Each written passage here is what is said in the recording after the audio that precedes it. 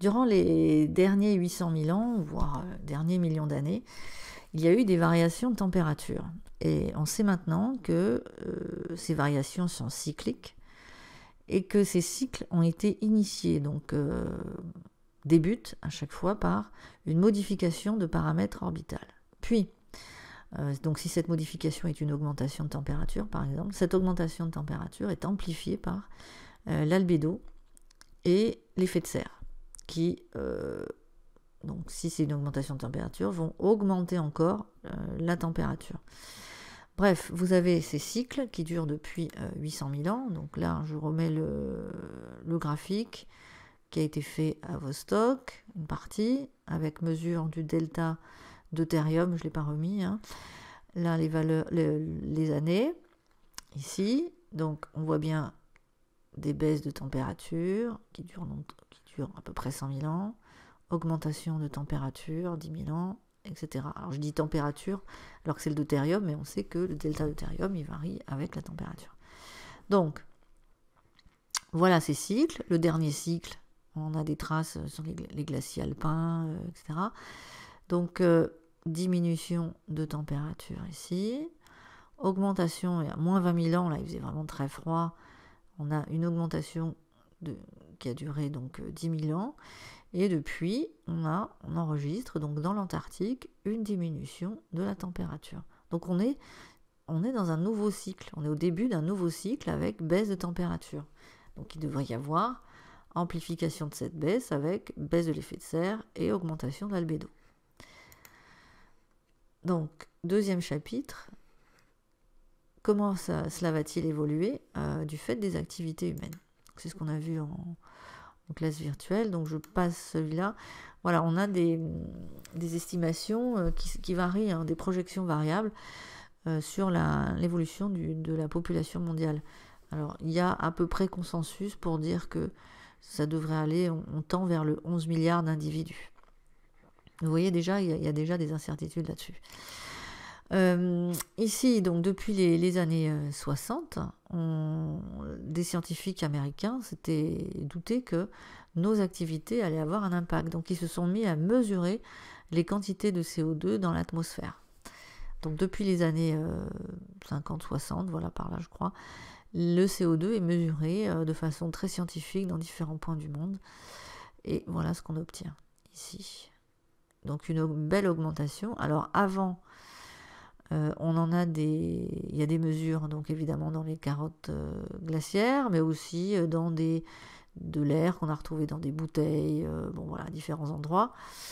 Ce sont des mesures aussi, hein, des mesures, mais pas des mesures directes, comme c'est actuellement. Bon, une tendance, on a une augmentation de la teneur en CO2, mais cette tendance, elle est sacrément augmentée depuis l'après-guerre, la Deuxième Guerre mondiale. Les mesures de CO2 d'origine fossile expliquent très bien cette augmentation. Regardez ici, et on a une belle augmentation. Alors là, c'est des tonnes, milliards de tonnes par an. Bon. Et on s'aperçoit que c'est très corrélé à l'activité économique à chaque fois. Donc si la dernière crise 2008, paf, baisse de la quantité de CO2. Qui dit crise économique, dit baisse de l'activité économique, industrielle et baisse de la consommation. Donc baisse de la quantité de CO2 émise dans l'atmosphère. Ces quantités de CO2 sont très variables d'un habitant à l'autre si on rapporte ça par habitant. Le mode de vie états-unien étant très consommateur. Le mode de vie européen aussi, si on compare aux autres pays du monde, même aux Chinois. Regardez, les Chinois, par habitant, hein, ils sont quand même bien au-dessous de nous. Parce que la Chine, c'est quand même, c'est un très très grand pays avec des grandes variabilités de mode de vie. Il y a les citadins, il y a encore beaucoup de paysans qui n'ont pas le même confort. La France, on se situe sous l'Europe grâce à notre production d'électricité nucléaire, d'énergie nucléaire. Alors, les autres pays du monde qui consomment peu, ben les voilà, ici, en particulier l'Afrique, l'Asie du Sud. Mais tous ces pays sont voués à avoir une consommation, peut-être pas aussi énormissime que ceux des Américains, mais quand même à partir du moment où ils ont envie aussi d'avoir un mode de vie plus agréable. Qui dit mode de vie plus agréable dit dépenses énergétiques plus importantes. Or, l'essentiel de notre énergie repose sur les énergies fossiles, donc libère du CO2 dans l'atmosphère. Donc si on revient aux mesures du CO2, donc depuis 1000 ans à peu près, on voit bien une augmentation très nette qui commence au moment de la révolution industrielle en fait. Là c'est l'augmentation actuelle, très forte, et ça c'est l'augmentation donc qui avait commencé dès la révolution industrielle, dès la consommation de charbon, pétrole. Si on resitue ça à l'échelle des 800 000 ans, on s'aperçoit que l'augmentation actuelle est quand même extraordinairement rapide et importante par rapport à toutes celles qu'il y a pu y avoir depuis 800 000 ans. Voilà, pour vous situer, il y a 300 000 ans, c'est le moment où on trouvait le premier Homo sapiens, apparemment. Le plus vieil Homo sapiens date de là. Donc, qu'est-ce qui va se passer plus tard? Eh bien, vous avez plusieurs scénarios au niveau température, évidemment, qui vont dépendre des quantités de CO2 relarguées dans l'atmosphère. Voilà, ces scénarios, celui-là, c'était au cas où on resterait à peu près aux quantités actuelles, mais je pense que malheureusement, il est obsolète puisqu'il n'y a pas eu assez d'efforts de fait jusqu'à présent. Donc, je passe, voilà, c'est les gigatonnes de CO2 émises, les incertitudes. Alors, c'est un graphique il y a quelques années aussi, hein, donc, alors, effectivement, vous pouvez avoir des estimations qui varient, des modèles qui varient, c'est-à-dire que le rapport, le GIEC, donc cet organisme de scientifiques, existe depuis quelques années.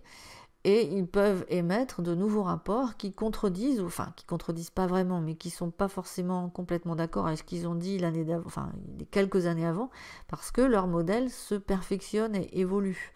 Il y a de plus en plus de données, les ordinateurs sont de plus en plus puissants, donc on arrive à faire des calculs, c'est extrêmement compliqué en fait. Mais les tendances quand même sont là, c'est-à-dire que tout va dépendre des quantités de gigatonnes de CO2 que l'on va émettre et donc de notre mode de vie.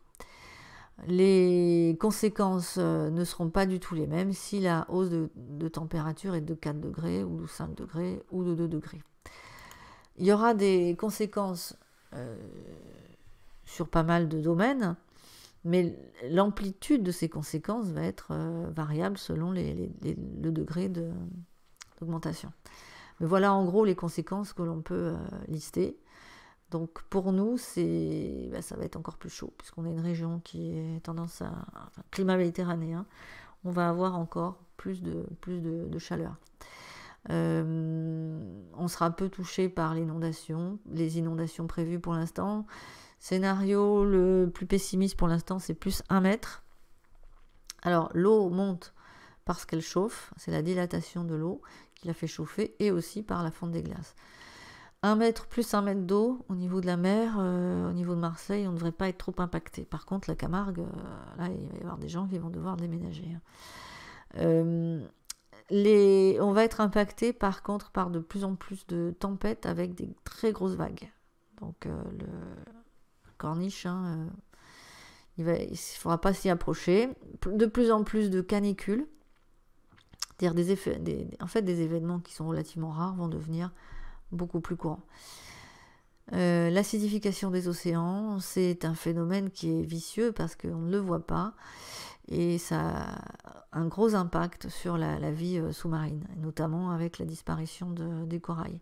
Donc ça veut dire beaucoup de poissons en moins, des espèces, parce que c'est un écosystème assez riche, le corail. Et bon.